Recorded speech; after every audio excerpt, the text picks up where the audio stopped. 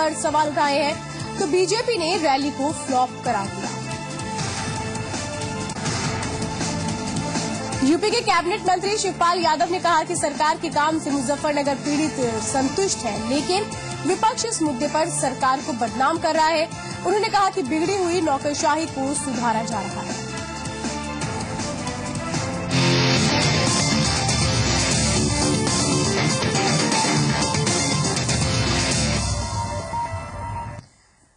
नमस्कार, इलाके की तस्वीर में आपके साथ मैं हूं श्वेता त्रिपाठी। तो कांग्रेस पार्टी के युवराज और गांधी परिवार के चश्मो चिराग राहुल गांधी हमेशा ही सुर्खियों में रहते हैं और ऐसे में जिस लोकसभा सीट की सबसे ज्यादा मायने हैं, सबसे खास है, जिसकी वो नुमाइंदगी करते हैं और वो नाम है अमेठी।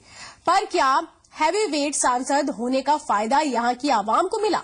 बीते 5 सालों में विकास की बयार में अमेठी ने किन किन हिस्सों को छुआ, आज इलाके की तस्वीर में बात करेंगे अमेठी लोकसभा क्षेत्र की।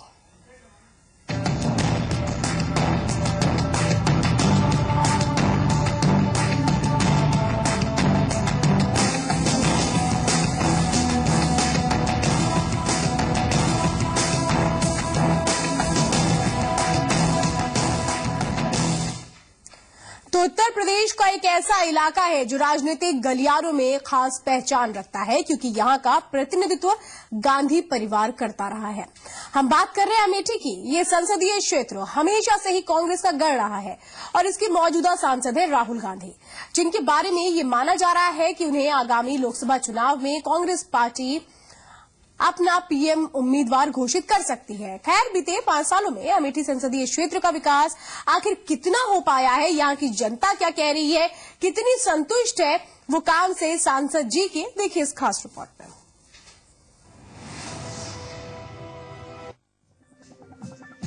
एक ऐसा जिला जो हमेशा से ही राजनीतिक हलचलों को लेकर पूरे देश में ही सुर्खियां बटोरता आ रहा है, जिसका प्रतिनिधित्व पूर्व प्रधानमंत्री राजीव गांधी से लेकर उनके भाई संजय गांधी ने तो किया ही, साथ ही सोनिया गांधी के बाद अब राहुल गांधी भी कर रहे हैं।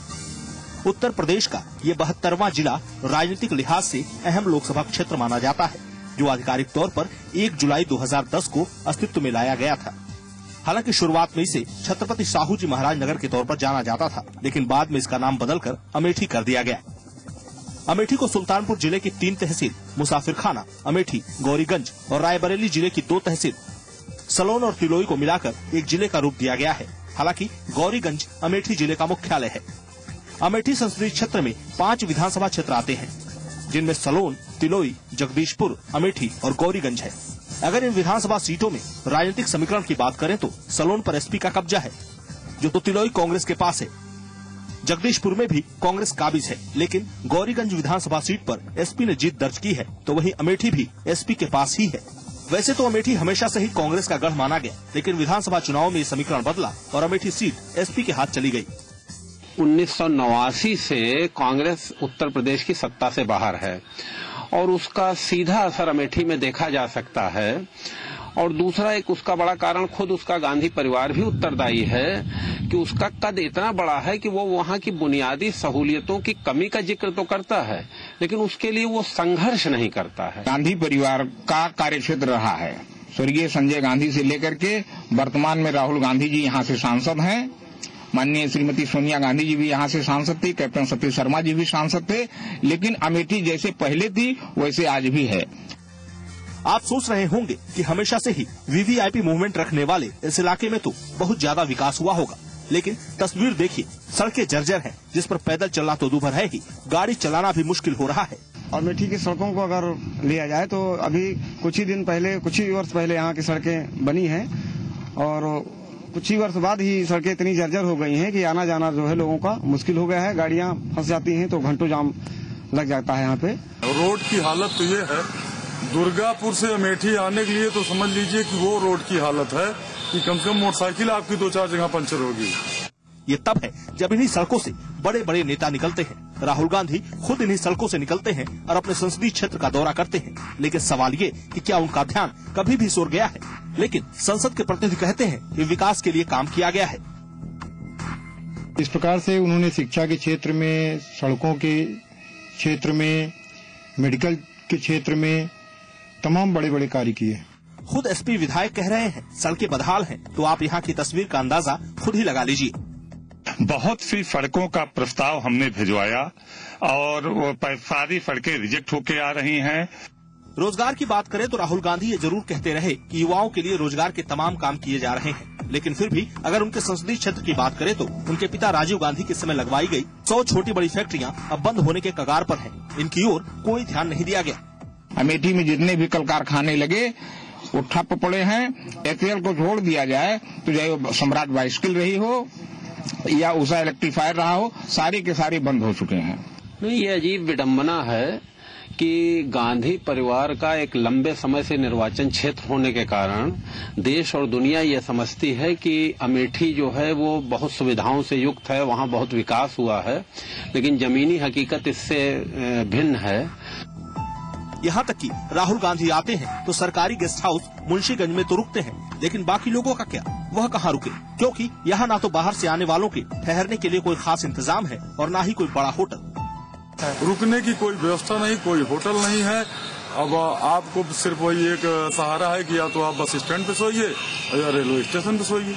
खुद गौरीगंज के विधायक कह रहे हैं कि अगर विकास के लिए पैसा खर्च होता तो अमेठी के साथ साथ आसपास के इलाके भी संवर जाते। और राहुल गांधी इतने बड़े नेता हैं कि अगर वो चाहें तो अमेठी स्वर्ग बन सकता है, लेकिन हम इसमें उनकी अकर्मता ही कहेंगे कि क्षेत्र के विकास से उनको कुछ नहीं लेना देना है।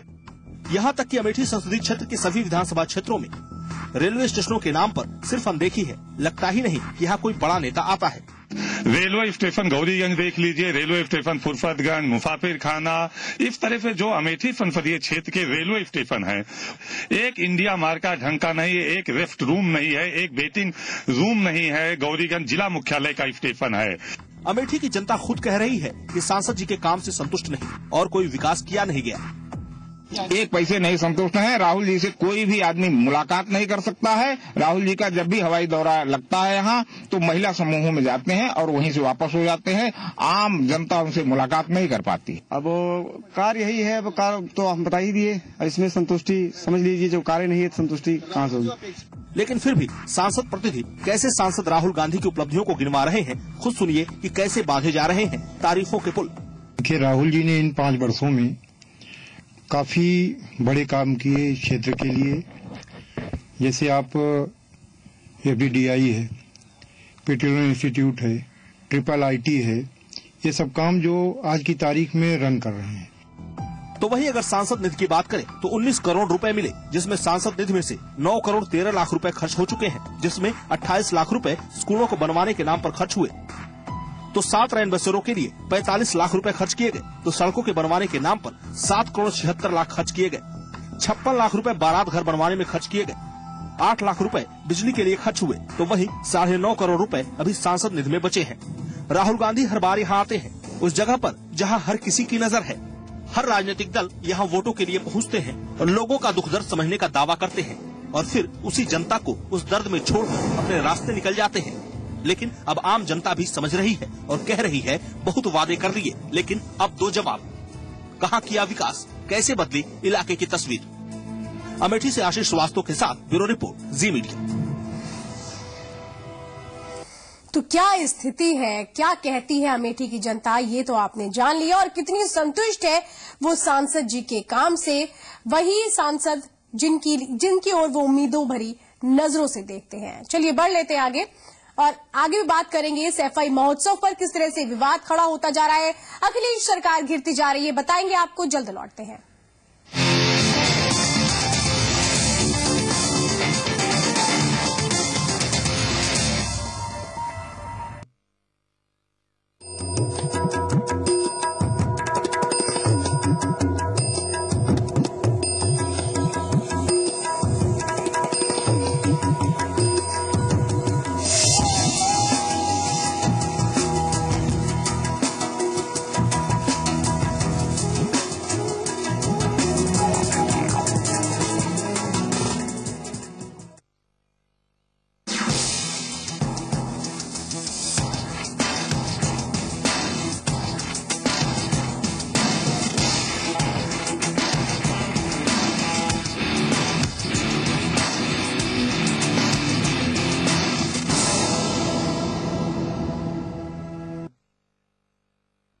फ्रेंड को चेहरे की एक तरफ सोप और दूसरी तरफ डव लगाने को कहा और दूसरे को सिर्फ छूकर फर्क बताना है।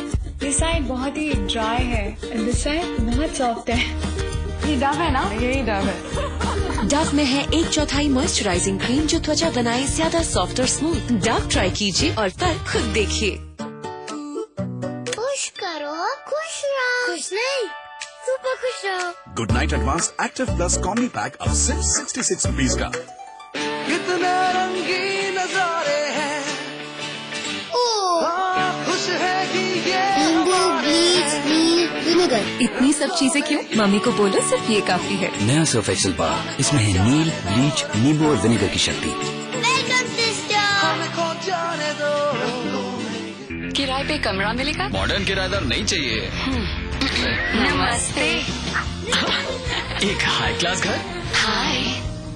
कोई भी हेयर स्टाइल करो, अगर बाल हो घने और लंबे, इसलिए सनसिल्क थिक एंड लॉन्ग, जिसमें है योगर्ट प्रोटीन जो बालों को 2 गुना घना बनाए। 2 गुने घने बाल अब 1 रुपए में। अब सनसिल्क के 1 रुपए सैशे पर पाइए 20% एक्स्ट्रा बिल्कुल मुफ्त।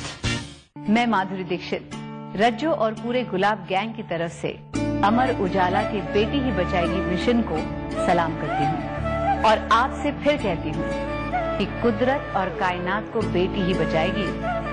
बेटी की जरूरत को समझिए, जिंदगी को समझिए। सिल्क प्रोटीन एक्सट्रैक्ट और बेहतरीन परफ्यूम्स के साथ लक्स, ऐसी महकती कोमल त्वचा कि छुए बिना रहा न जाए। रूप तेरा मस्ताना, प्यार मेरा दीवाना, कोई हमसे ना कशिश बढ़ती ही जाए। बस जरा सा लक्स।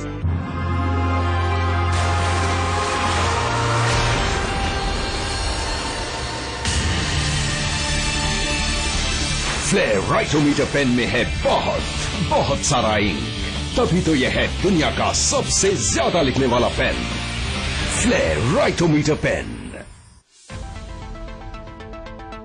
महिला सशक्तिकरण की दिशा में प्रदेश सरकार का अभिनव कदम, विमेन पावर लाइन 1090। अगर किसी महिला को रास्ते में कोई परेशान करता है या फिर मोबाइल फोन से अश्लील संदेश भेजता है, तो वुमेन पावर लाइन के टोल फ्री नंबर 1090 पर फोन करें। ये नंबर यूपी में कहीं से भी लगाया जा सकता है, तुरंत कार्रवाई की जाएगी। सभी फोन कॉल्स महिला पुलिस अधिकारी द्वारा सुनी जाएंगी। साथ ही शिकायतकर्ता को मामले की सुनवाई के दौरान पुलिस स्टेशन आने की जरूरत भी नहीं है। वुमेन पावर लाइन सेवा 1090 संपूर्ण उत्तर प्रदेश में उपलब्ध है। पड़े मुसीबत पुलिस बुलाएं, मदद के साथ सुरक्षा पाएं।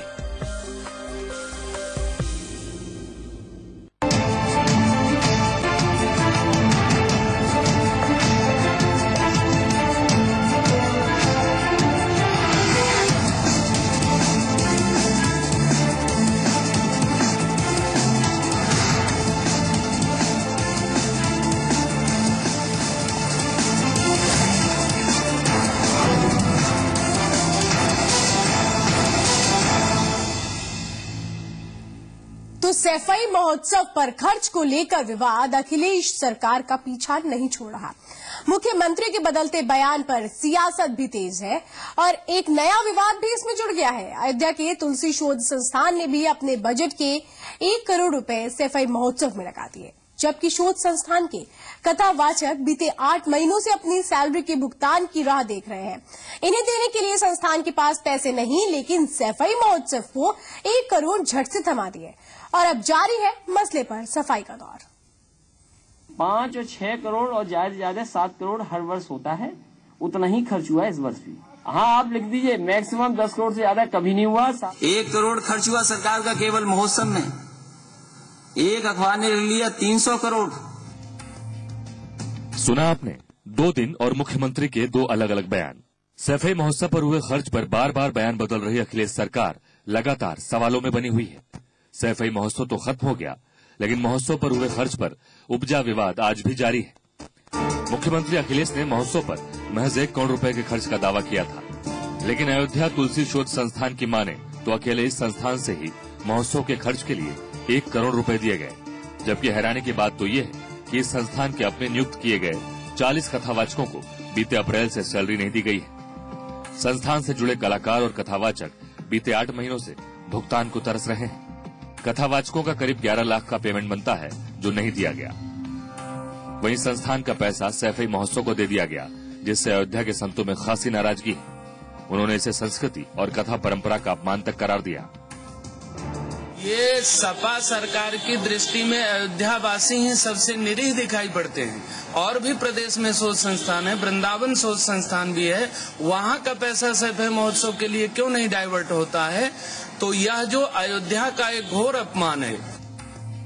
कथावाचक और कलाकार उपेक्षा का आरोप लगा रहे हैं, तो वहीं शोध संस्थान के निदेशक की माने तो सैफई का बजट पहले ही पास हो गया था, जबकि कथावाचकों के भुगतान की प्रक्रिया अभी चल रही है और फाइलें पूरी होते ही पेमेंट कर दिया जाएगा। रामलीला के दलों का पूरा बजट स्वीकृत है और मिल रहा है, तो कोई समस्या नहीं। सभी इकाइयों के लोगों के द्वारा मिल करके एक सैफई महोत्सव का आयोजन किया गया है और सारा का सारा बजट प्रावधान जो है संस्कृति निदेशालय में ये है। इससे अयोध्या शोध संस्थान के बजट से इसका कोई अर्थ नहीं। इस बीच बीजेपी ने इसे सियासी मुद्दा बना लिया है और कलाकारों के भेदभाव का आरोप लगाया है। सरकार ये कहती है कि 1 करोड़ रुपया खर्च हुआ सरकार का सैफई महोत्सव में, और 1 करोड़ रुपया अगर अकेले अयोध्या शोध संस्थान से भुगतान हुआ तो फिर कैसे यह माना जाए कि केवल 1 करोड़ खर्च हुआ? सैफई महोत्सव का सरकार हिसाब क्यों नहीं लेना चाहती? क्यों मुख्यमंत्री के लगातार बयान बदल रहे हैं? ये हाल तब है जब खुद समाजवादी पार्टी के मुखिया मुलायम सिंह की पिछली सरकार ने अयोध्या में अनवरत रामलीला की शुरुआत की थी और कथावाचकों को इससे जोड़ा गया था।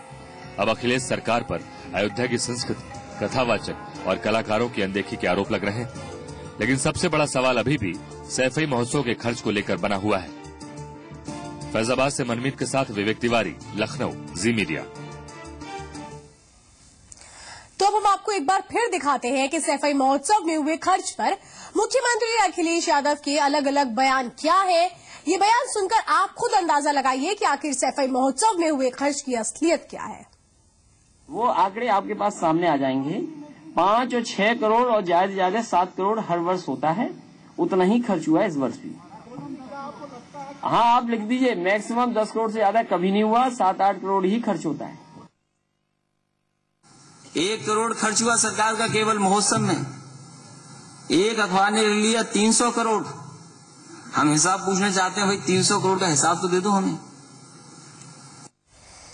तो वहीं अब सफाई भी दी जा रही है इस पूरे मामले पर। यूपी के कैबिनेट मंत्री शिवपाल यादव ने कहा कि विपक्ष बेवजह सैफई महोत्सव को मुद्दा बना रहा है। जब वो सरकार में नहीं थे तब भी तो सैफई महोत्सव में ज्यादा कलाकार आए थे। केवल उनको सैफई दिखाई देता है, महोत्सव दिखाई देता है। क्या अकेला सैफई महोत्सव हुआ है? जब विपक्ष में थे कहीं ऐसे ज्यादा कलाकार आए थे, ज्यादा कलाकार आए। तो वाकई जिस तरीके से पूरा मामला अब सामने आया है वही कई तरह के सवाल खड़े कर रहा है और कहीं ना कहीं सफाई देनी पड़ रही है सरकार को। लेकिन फिर भी विरोधी लगातार सरकार को इस मुद्दे पर निशाने पर लिए हुए हैं। बहरहाल यहां रुकेंगे लेकिन जल्द लौटते हैं।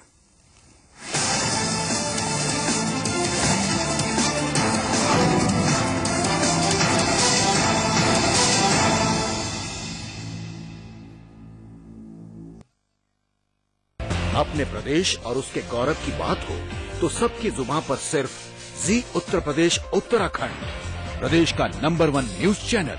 जी उत्तर प्रदेश उत्तराखंड, अपना प्रदेश अपना देश। मैंने पूछा क्या ये निकाह आपको कबूल है? कबूल? अबे क्या कर रहा है? कबूल है, कबूल है, कबूल है। सुनो मियाँ, क्विकनिक चबाओ, ठीक से बताओ। क्विकनिक एक स्वादिष्ट निकोटीन च्युइंगम। इसे थोड़ा चबाओ, बिठाओ, दोहराओ और तंबाकू चबाने से आजादी पाओ। हेलो हेलो मामा, जल्दी आ जाओ। पापा पापा, उसको स्कूल से निकाल दिया, वो मेरा बेस्ट फ्रेंड है। प्रिंसिपल साहब, अगर वो HIV पॉजिटिव है तो क्या हुआ? उसे स्कूल से निकालने की क्या जरूरत थी? सिर्फ साथ में खाना खाने से या पढ़ने से HIV नहीं फैलता। हमें भी अपनी सोच बदलनी पड़ेगी। HIV एड्स अपनेपन को नहीं मार सकता। HIV पॉजिटिव लोगों के साथ हो रहे भेदभाव के खिलाफ अपनी चुप्पी तोड़िए।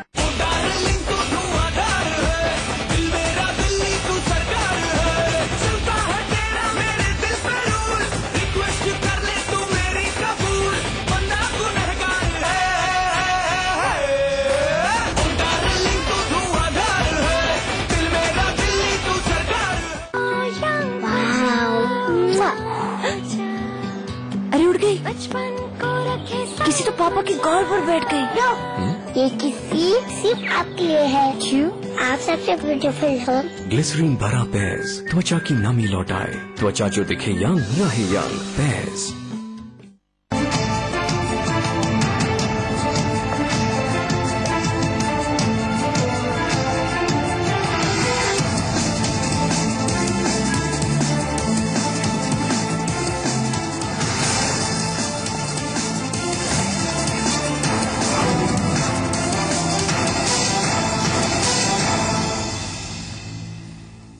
तो बड़ी खबर आगरा से, जहां पर सदर थाना इलाके में कार सवार 2 युवकों की दिन दहाड़े गोली मारकर हत्या कर दी गई।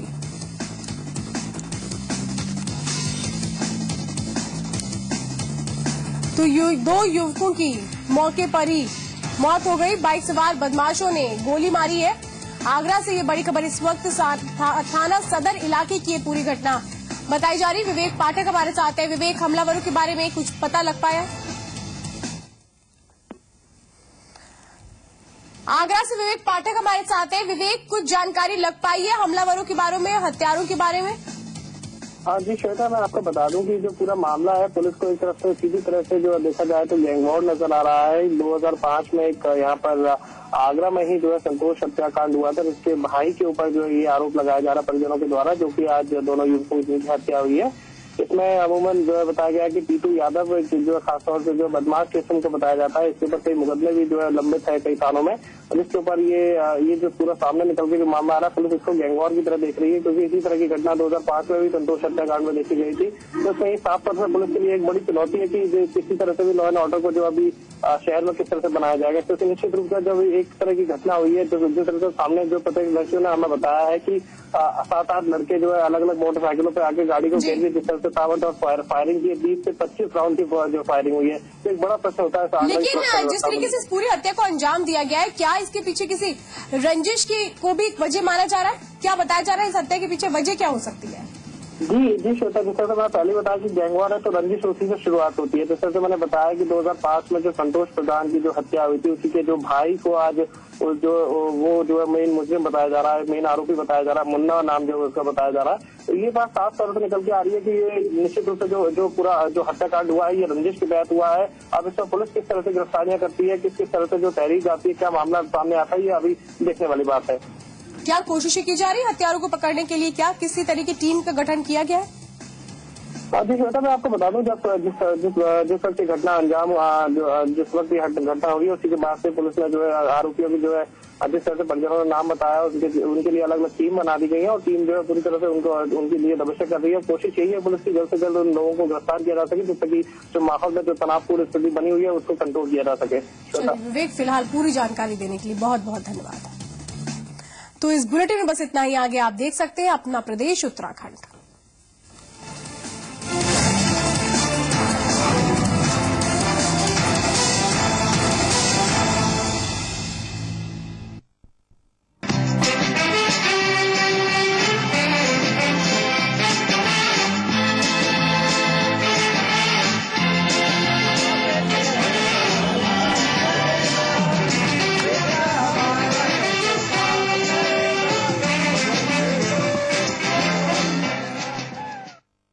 अपने प्रदेश और उसके गौरव की बात हो तो सबकी जुबान पर सिर्फ जी उत्तर प्रदेश उत्तराखंड, प्रदेश का नंबर 1 न्यूज चैनल जी उत्तर प्रदेश उत्तराखंड। अपना प्रदेश अपना देश। मुजफ्फरनगर के राहत कैंप को कब्रिस्तान पर ही बसा दिया गया है। छोटे छोटे बच्चे हैं सर, इस वजह से परेशानी उठानी पड़ रही बहुत ज्यादा। हमारा दर्द जानो, हमारे अंदर कितना दर्द हो रहा है। वोटरों को मुंगेरी लाल के हसीन सपने दिखाए जाते हैं। हमारी पार्टी एकमात्र पार्टी है जिसने जो वादे किए वो पूरे किए। वही बनाएंगे, कहाँ वादा पूरा किया आपने? भारत भाग्य विधाता, लोकतंत्र का मेकओवर। शॉट्स की शह पर स्कोर्स को मार, खेल के मैदान में खिलाड़ियों का महासंग्राम। किसे मिली शिकस्त, किसने जीती जंग। खेल की दुनिया की हर खबर स्पोर्ट्स टाइम पर रोज शाम 6:30 बजे। स्पोर्ट्स टाइम के प्रायोजक है KEI वायर्स एंड केबल्स। अपने प्रदेश और उसके गौरव की बात हो तो सबकी जुबान पर सिर्फ जी उत्तर प्रदेश उत्तराखंड, प्रदेश का नंबर 1 न्यूज चैनल। जी उत्तर प्रदेश उत्तराखंड, अपना प्रदेश अपना देश। सल्तनत देखी, नवाब देखा, ताजमहल देखा, इतिहास देखा, सियासत देखी, सियासतदान देखा, मुद्दे देखे, बदलता निजाम देखा, आस्था देखी, रिवाज देखा। तो हर अंदाज की हर खबर के लिए देखिए जी उत्तर प्रदेश उत्तराखंड, सबसे भरोसेमंद चैनल।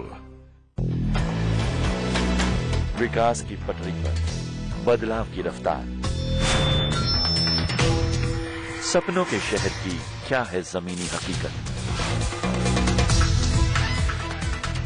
देखिए इलाके की तस्वीर सोमवार से शुक्रवार शाम 5:30 बजे, सिर्फ जी उत्तर प्रदेश उत्तराखंड पर।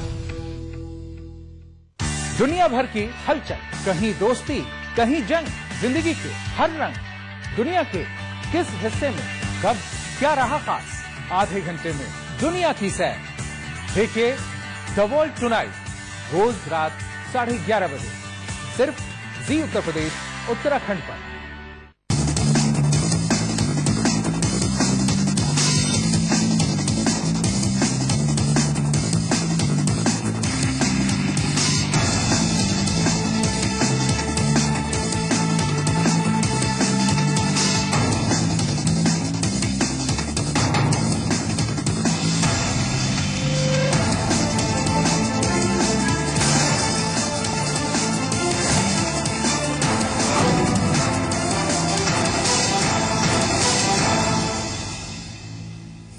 नमस्कार, आप देख रहे हैं अपना प्रदेश उत्तराखंड। मैं हूं शेखर त्रिवेदी। खबरों की शुरुआत करते हैं। पहाड़ों की सबसे बेसिक सेवा यानी स्वास्थ्य सेवाएं इन दिनों चरमरा गई हैं। दरअसल 1 जनवरी से नर्सों की हड़ताल अब भी जारी है। पौड़ी जिले में नर्सें अब भी एक ही शिफ्ट में काम कर रही हैं, जिससे मरीजों को खासी परेशानी का सामना करना पड़ रहा है। इधर नैनीताल हाईकोर्ट द्वारा हड़ताली नर्सेस के खिलाफ कार्रवाई करने के आदेश के बावजूद प्रदेश सरकार ने अब तक काम का बहिष्कार कर रही नर्सेस के खिलाफ कोई कार्रवाई नहीं की है। हालांकि स्वास्थ्य मंत्री सुरेंद्र सिंह नेगी के मुताबिक उन्होंने हड़ताली नर्सेस के लिए नो वर्क नो पे के ऑर्डर्स जारी किए हैं।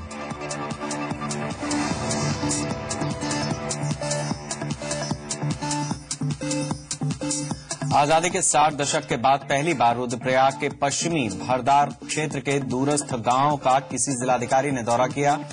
टिहरी जिले की सीमा से सटे इन गांव में पहली बार किसी डीएम के पहुंचने से लोगों में विकास की किरण नजर आई। लोगों ने जिलाधिकारी का गाजे बाजे और फूल माला के साथ स्वागत किया और अपनी समस्याएं डीएम के सामने रखी।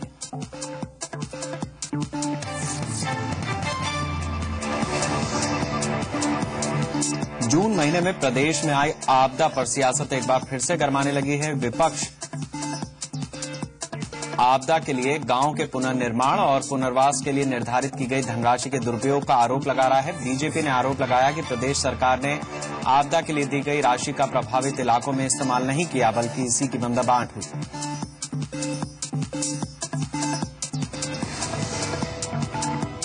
प्रदेश सरकार ने अवैध खनन को रोकने के लिए एक पहल की है। इसके लिए नदियों से खनन का काम निजी हाथों में सौंपने की कवायद चल रही है, जिसके लिए पिथौरागढ़ जिले में 15 जगहों को चिन्हित किया गया है। इन जगहों के लिए नीलामी की प्रक्रिया अंतिम दौर में है। नीलामी की प्रक्रिया 3 जगहों पर पूरी हो चुकी है, जिससे 1 करोड़ का राजस्व प्राप्त होगा। प्रदेश में अंशकालिक शिक्षकों को स्थायी नियुक्ति नहीं मिलने को लेकर अंशकालिक शिक्षक संघ आंदोलन की तैयारी में है। समिति ने राजकीय माध्यमिक स्कूलों में साल 1986-87 के बीच नियुक्त शिक्षकों को वरिष्ठता के आधार पर नियुक्त करने की मांग की है।